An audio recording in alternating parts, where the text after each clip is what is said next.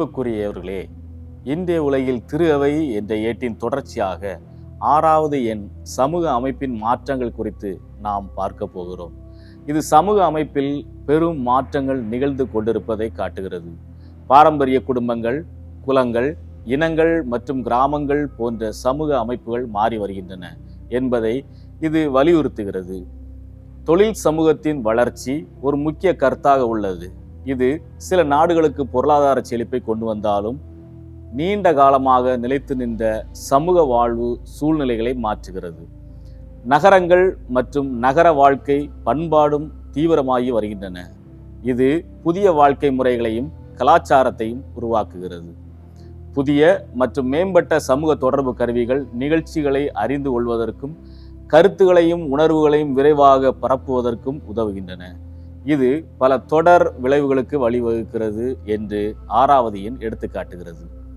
பல்வேறு காரணங்களால் இடம்பெயரும் பலர் தங்கள் வாழ்க்கை முறையை மாற்றி வருகின்றனர்.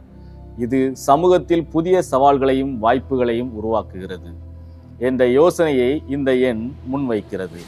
மனிதர்களுக்கிடையேயான பிணைப்புகள் பெருகி வருகின்றன.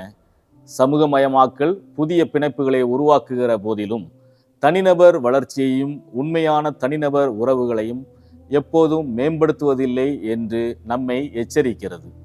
பொருளாதார மற்றும் தொழில்நுட்ப முன்னேற்றத்தின் நன்மைகளை அனுபவிக்கும் நாடுகளில் இந்த மாற்றங்கள் தெளிவாக காணப்படுகின்றன.